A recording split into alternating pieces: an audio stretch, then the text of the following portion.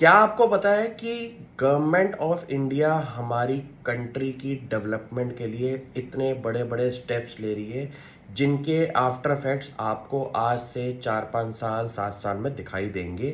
कि ये इतने साल पहले गवर्नमेंट ने एक पॉलिसी निकाली थी। उस पॉलिसी का बेनिफिट इस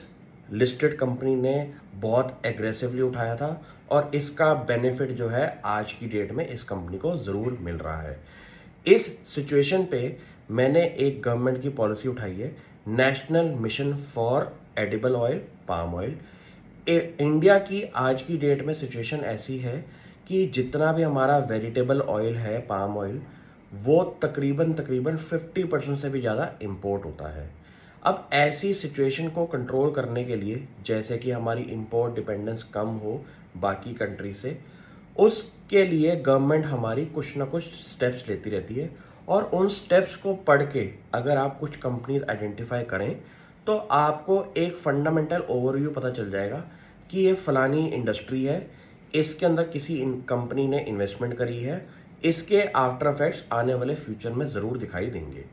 ये चीज़ें काफ़ी स्लो मूविंग होती है क्योंकि एक कंट्री के अंदर जब वेजिटेबल ऑयल की प्रोडक्शन ही नहीं है, कल्टीवेशन ही नहीं है, तो एकदम आपको रेवेन्यू रिजल्ट्स प्रॉफिटेबिलिटी में कैसे हिसाब दिखाई देगा। यहाँ पे जेस्टेशन पीरियड भी आपको लंबा रखना पड़ता है। लॉन्ग टर्म व्यू से मार्केट में बैठेंगे, स्टॉक की परफॉर्मेंस पे ज़्यादा, कंपनी के फंडामेंटल करंट प्रोजेक्ट्स पे आप अगर नोटिस करेंगे तो आपको घबराने की दिक्कत नहीं रहेगी कि स्टॉक प्राइस चल क्यों नहीं रहा। इस केस के अंदर मैंने एक कंपनी आइडेंटिफाई करी है, गोदरेज एग्रोवेट, जो कि पिछले 1 साल से मैं रेडार पे रखा हुआ है और इस पे मैंने काफ़ी वीडियोस भी बनाई। स्टॉक प्राइस अभी तक इतना ज़्यादा चला नहीं है जिससे कि आपको कुछ पॉजिटिव आउटलुक दिखाई दे, लेकिन कंपनी ग्राउंड लेवल पे इतने बड़े बड़े काम कर रही है जिसका कोई हिसाब नहीं है। जैसे कि सबसे बड़ा एग्जांपल है कंपनी का आंध्र प्रदेश स्टेट गवर्नमेंट के साथ जो कॉन्ट्रैक्ट हुआ था, मेमोरेंडम ऑफ अंडरस्टैंडिंग का, उसके अंदर उन्होंने फर्स्ट प्लांट जो है वो कमीशन किया है वेजिटेबल ऑयल का, जिसके अंदर उनकी जो कैपेसिटी है वो अराउंड 400 मिलियन टन्स की होगी। जैसे कि आपने नोटिस किया होगा कि इंडिया की कुछ स्टेट्स के अंदर हमारा ग्रोथ का आउटलुक हो सकता है पाम ऑयल कल्टीवेशन का, अगर वहाँ की state governments initiatives they in private companies को। इसी सिचुएशन पे रिसेंटली गोदरेज एग्रोवेट को तेलंगाना स्टेट, जिसके अंदर अराउंड 10,000 एकड़ ज़मीन प्लस और भी इंडिया की स्टेट्स हैं जहाँ पे गोदरेज एग्रोवेट को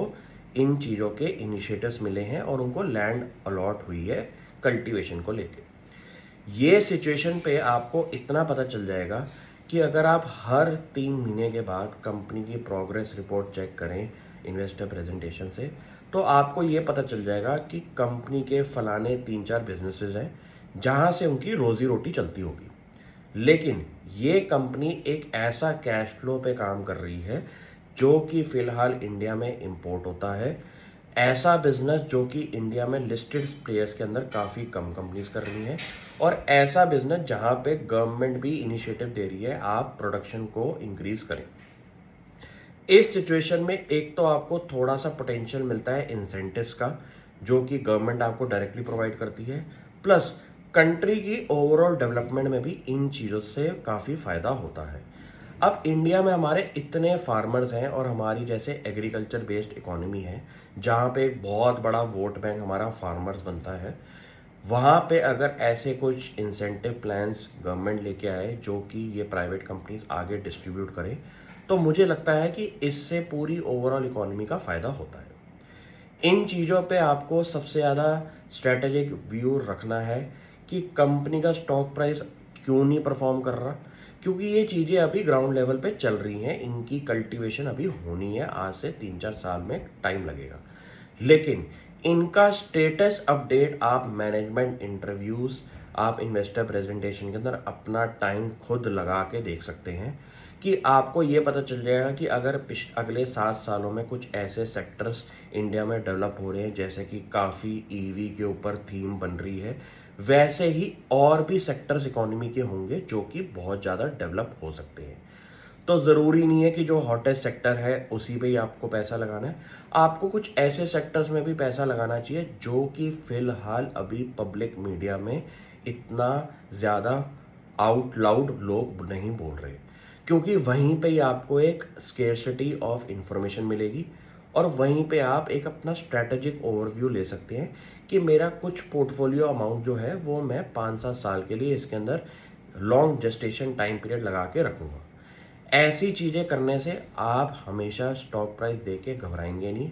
कॉन्फिडेंस लेवल बढ़ाइए। पढ़ाई जितनी ज़्यादा करेंगे उतना ज़्यादा कंपनी को लेके आपका विश्वास होगा और आपको कभी दिक्कत नहीं आएगी। Thank you.